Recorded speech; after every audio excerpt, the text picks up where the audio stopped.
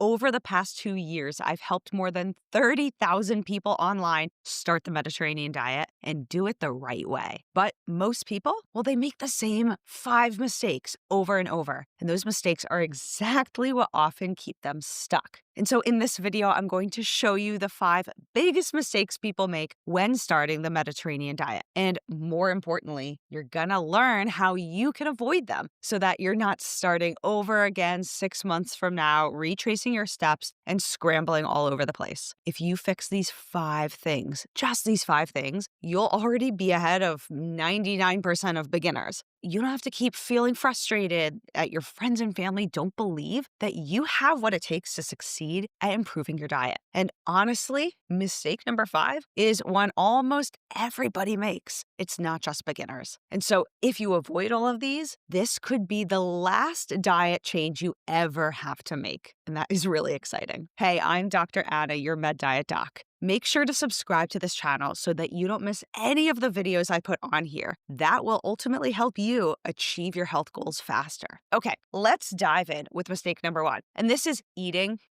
the wrong foods. So most people hear the word Mediterranean and they picture olive oil flowing, hummus, bowls going on the table, tons of pasta, red wine, or even other fancy grain bowls. Just because something is Mediterranean or sounds Mediterranean cuisine does not mean it is the right foundation for your health. Now, when I work with patients and clients, the first thing I teach them is how to classify foods into 3 simple categories. So I'm going to walk you through these right now so that we don't have any more confusion about this. Category number 1 is good food. So what is good food? Good food are the foods that nourish your body, support your metabolism. They align with the traditional Mediterranean way of eating. So this is going to include your whole form vegetables, fruits, any legumes, which are beans, lentils, any type of fish, high quality dairy product. Think about things like Greek yogurt, ricotta cheese, feta cheese, healthy fats like olives, olive oil, lots of herbs and spices, whole unprocessed grains like wild rices, ancient wheats. Then there are things like farro, which are particular to the Mediterranean region. So in other words, long story short, these are whole, natural, unprocessed foods that come directly from nature the way we were meant to eat them. And they absolutely serve as the foundation of the Mediterranean diet. These foods give your body the essential nutrition to keep your weight healthy, to keep your muscles strong, to keep your metabolism fast, your heart healthy, your brain healthy, etc. So make sure these are the foods that you lock into your mind as the foundation of the Mediterranean diet. It does not have to be a food that is native to the original Mediterranean region. We can expand on that definition and include certain foods that might be considered from the Asian cuisines, like a soybean, for example. But it's still healthy and it still follows the principles of Mediterranean eating, so we include it. Now, let's move to the category 2, which are the bad foods. These are the foods on the opposite side of the coin. They are foods that are known to be damaging to your metabolism, confusing to your physiology, telling your brain different signals that you're more hungry than you are, that you're not actually full yet. And they can create some low-grade inflammation in the body, which is often an underlying issue in a lot of chronic diseases. So some examples of these things are these ultra-processed packaged snacks, fast foods, fried foods, sugar-sweetened foods and beverages, processed foods like refined oils, processed meats, artificial additives, these processed packaged products that can sit on the grocery shelf for weeks or even months without getting moldy. So these are the classic foods that we know lead to weight gain, make you constantly hungry, can affect your mood, your energy levels, and ultimately make you feel stuck. And the most important aspect of it is that these bad foods are just not natural whatsoever. When you look at them the way they come in the box or the package, they do not resemble the original ingredients that make them up. You can't actually see the kernels of corn, even though a main ingredient in that might be cornstarch or corn syrup. So think about that. It's all about eating the whole form foods in the Mediterranean diet. And so when the foods are certainly not whole form, they usually don't fit into this way of eating. Okay, then let's go into the third category, which are these gray zone foods, is what I like to call them. And this is where a lot of beginners get stuck, and this can be confusing. So listen closely. Gray zone foods often look healthy, but they might not be. These are foods with some aspect of health benefit. Something about them can provide us nourishment or a need for our body. But often, these are still highly processed foods. They can be loaded with added sugar, salt, oil, and ultimately, they're just not part of the Mediterranean way of eating. So, what are these things? These things, for example, are granola bars, veggie chips. They could be pre-packaged and pre-bottled high-protein shakes or drinks, often very flavored yogurts. These can be low-fat products and packaged snacks. These often sound like smart choices, but if you look really closely at the ingredient list, that paragraph-long ingredient list, often you're going to see a lot of added sugar, salt, oils, sometimes chemicals, artificial products, sweeteners, for example, that are non-caloric, things that just don't often promote our health. And the way we have to think about this is that the foods in the gray zone are not exactly the same as the foods in the bad food category. And so there's room for incorporating these at a minimal amount and still being very much aligned with your overall goals. But here's the problem. When you focus too much on gray zone foods, you really never get the full benefit of eating Mediterranean diet and lifestyle. And what can happen is it makes you stay stuck in a cycle of maybe craving things, having blood sugar swings and crashes, and just feeling kind of foggy or confused. So here's your fix. I'm going to make this very simple for you. The goal is to base every meal on the good food category. Now, if you need help, for example, at the grocery store, figuring out what those foods are, I have a free guide. It's called the Grocery Shopping Guide, and it just helps you build your cart around the good foods so you don't get stressed out. You're not second guessing yourself all the time. You can download your free copy. I have a link in the description below this video. It is your free guide. You can print it, save it in your phone, whatever you need to do.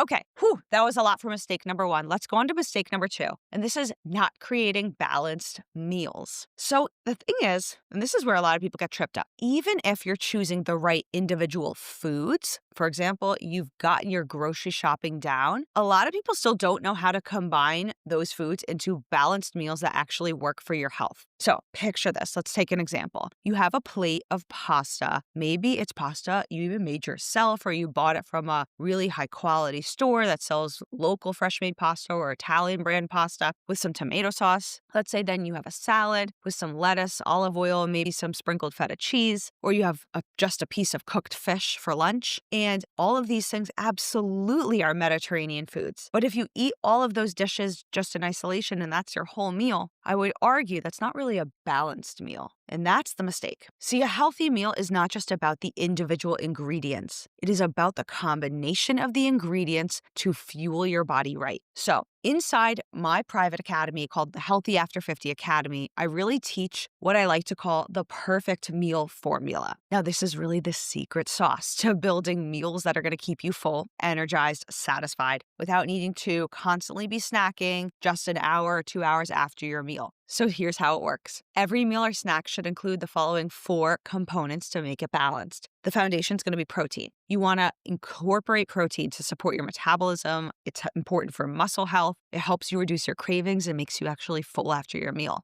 Then we have healthy fats. These are also essential nutrients. They keep you full and they support a lot of your fat-based hormones, as well as being really important for brain and heart health. Then we have fiber-rich foods. These are our plant foods that provide us that bulk component to help us ease digestion. Think about your vegetables, fruits, beans, nuts, whole grains, any food that has a lot of that fiber bulkiness to it is going to be very important for your digestive system, your immune system, your gut microbiome. I could go on. And it's going to help keep you full too. And then finally, we have the 4th part of the component of a perfect meal, which is herbs and spices and natural flavorings. Now, a lot of people forget about this, but herbs and spices are a core component of the Mediterranean diet and lots of different cuisines around the world, but they will take your meals to the next level. They will add very layered flavors, delicious aromatic components that are going to also boost up the health benefit. And the cool thing is that this is where we get a lot of those antioxidants in our diet. And it doesn't add a lot of extra salt and sugar, which is often a way that these very processed processed packaged foods are flavored. Instead, we want to flavor our meals with natural, healthy things that are actually giving us health benefit. And these components together really work like magic. You will honestly feel full much longer. You can see your energy change. It's possible that your body will start to even boost up its metabolism when it's eating really balanced meals. And so to make this as simple as possible for you guys, I have a free guide called the Perfect Meal Formula ebook. It is yours for free. You can download it at the link below this video. Okay,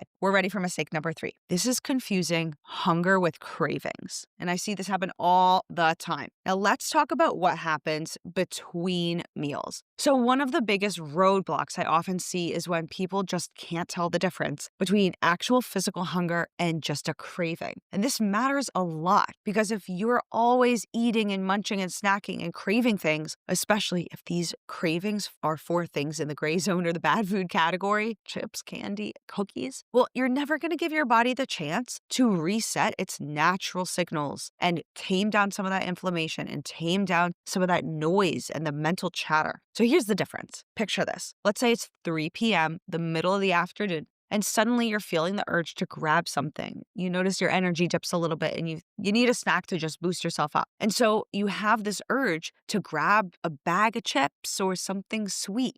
You weren't even really thinking about food a minute ago, but you just kind of realized you needed something or you wanted something. This sounds familiar, I'm sure, to a lot of you. So the challenge here is you might not really be hungry, but you just can't stop thinking about that snack once it's popped into your head. And so now you're distracted and you're a little anxious and cranky and tired, and you just want that relief. That is a craving. So let's compare that then to a very different moment of your day. Let's say it's 11:45 a.m. You've been working all morning and you don't know where the time went. All of a sudden you looked at the clock and you said, whew, that was quick. And your stomach is actually growling and you realize your body is needing to eat. It's time for a meal. So you think, I could go for something that's like grilled fish, vegetables, curry, or, anything really, because you're just purely hungry. So this is true hunger. And you notice the difference between these two in the following way. The cravings, often they come on really fast. They feel urgent and sometimes emotional, whereas true hunger can kind of build slowly. It almost feels like deeper in your system. And it's almost like a calm, steady physical feeling. So if you start to tune in and learn to tell the difference for yourself, and then you can train yourself and practice responding in the right way, well, it's going to change everything about how you eat. So in the Healthy After 50 Academy, which is my private academy where I teach these things, we practice techniques to, for example, pause before acting on our cravings, take an extra drink of water before we act on our cravings, to start learning how to tune into our body in a whole new way. And it's amazing because we check in with our emotional state. You're going to start noticing these kinds of moments that are telling you something different than you thought. Maybe it's not that you're actually hungry, but you just need to vent. You need to talk to someone. You need connection. You're craving something, and it doesn't always mean food. So often, if you tune into those cravings, you'll notice they pass by right in minutes. Now,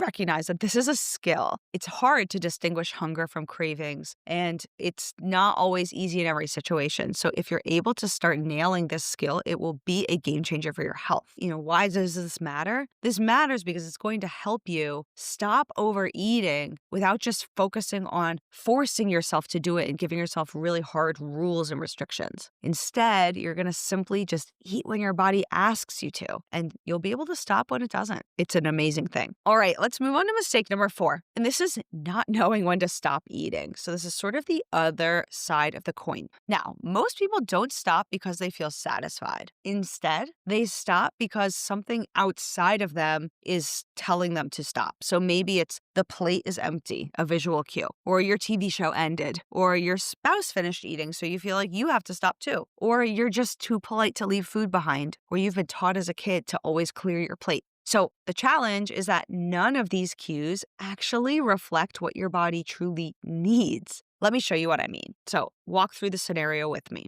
Imagine that you're sitting at your dinner table and the food tastes so good, and maybe it's too good. And you start chatting with your family or you're watching a show, you're not really paying that much attention. And you start to notice you're feeling full, but there's still more food on the plate. And you think, well, it's not that much. I should just finish it. I'm almost done. So you force it down. And then 10 minutes later, you get that feeling where you're overstuffed. You overdid it. You might be bloated. You're a little uncomfortable. Maybe your stomach actually hurts a little bit. Maybe you're just beating yourself up because you're thinking, why did I do that again? Now, this is what happens when you often eat on autopilot, which is relying on the plate or an external cue instead of your body.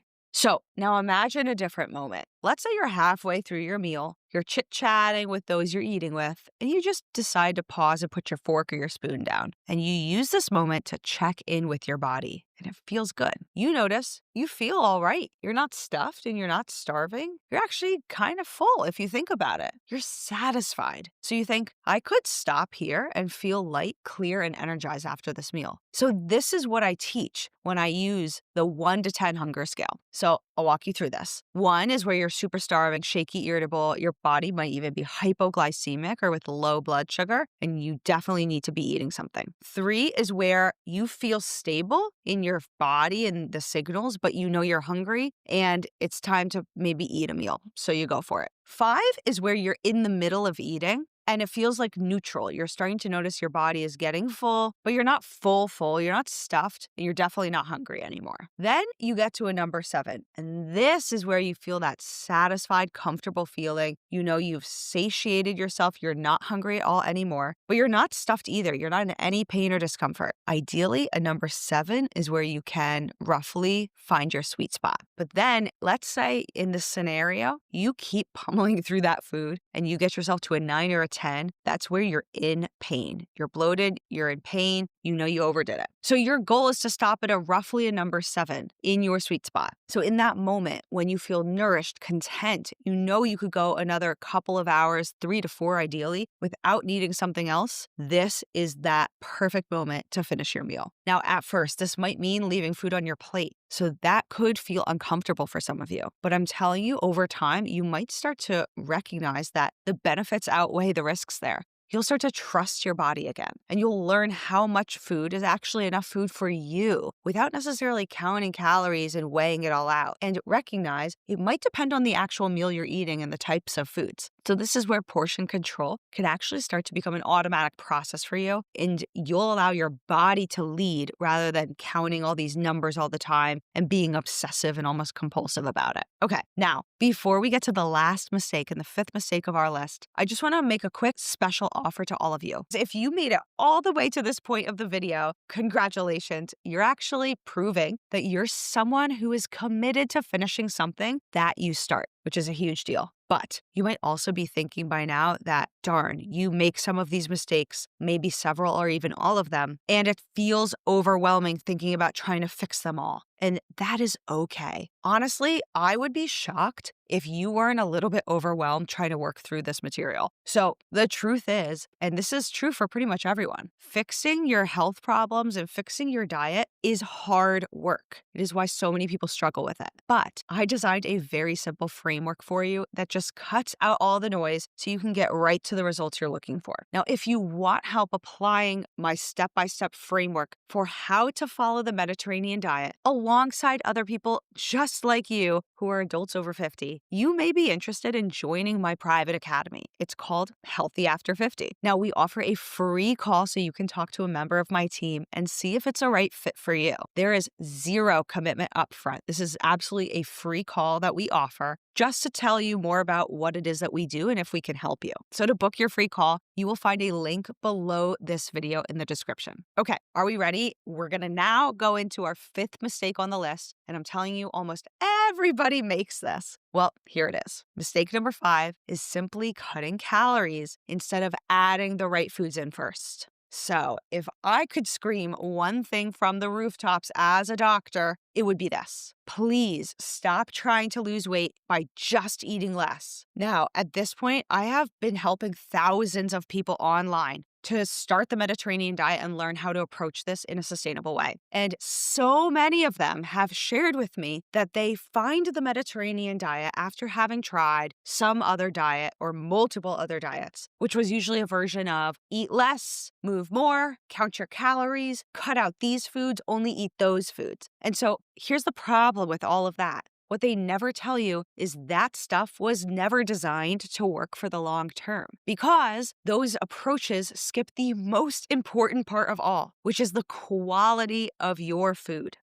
So let me show you what happens when you just cut calories without fixing your meals first. Maybe some of you will actually hear this and think, oh my God, that's happened to me. So picture this. Let's say you wake up and you try to be good, so you eat a tiny breakfast. And you push through the morning, you get to lunch, and you say, nope, I'm doing the diet, I'm getting a salad, or even a meal replacement shake or a bar. And then you get to dinner. And at this point, you are starving. You haven't really let yourself have a normal meal yet today. Or even worse, you might be exhausted and cranky. You notice you're arguing with people and you don't know why. Your body wants sugar. You're thinking about chips and chocolate. You would eat anything. You're feeling desperate. So either you end up eating more than you planned at your dinner, or then you lay in bed thinking about food all night because you restricted yourself once again. Or you just white knuckle it for a week, and then ultimately you crash and you give up on the whole thing. Your energy has dropped, your cravings went way up, you started to lose water and muscle, but you didn't even give yourself enough time to truly burn fat. And what happens in this process so often is that restricting our calories very aggressively will cause our metabolism to slow down. So you notice your energy stays low because your metabolism has slowed way down. And then you start thinking, what is wrong with me? I'm failing. I suck at this. But I'm telling you, it's not you. It's the diet you were doing. Let's flip the scenario around. What if instead of just cutting out and cutting back, you actually added in first what your body actually needs to thrive? So when you focus on real food, which is the stuff that I put into the perfect meal formula, protein, healthy fats, fiber-rich foods, your body is going to calm down. You will feel full longer. You're not necessarily thinking about snacks and cravings all day long. Your blood sugar will stay stable throughout the day. You may stop crashing in the afternoon. And ideally, you'll be able to lose fat the right way, which, newsflash, is a slow and steady approach. And most importantly, it will be something you can stick with long term. Because I'm telling you, any diet that works for weight loss has to be something that you can do for life, not just a few weeks. Those crash and burn diets, well, that's what they do. They cause you to crash and burn. And this is why I don't follow any of those approaches and I don't teach them. Instead, I teach the Mediterranean way, which does not require you to count and measure every single thing and every single bite. We do not chase quick fixes on the Mediterranean diet. Instead, we focus on balance, nutrition, real food. And I'm telling you, the weight starts to come off as a side effect of eating well. That is what I teach in my clinical practice. That is what works for my patients. That is what I'm teaching to you folks online.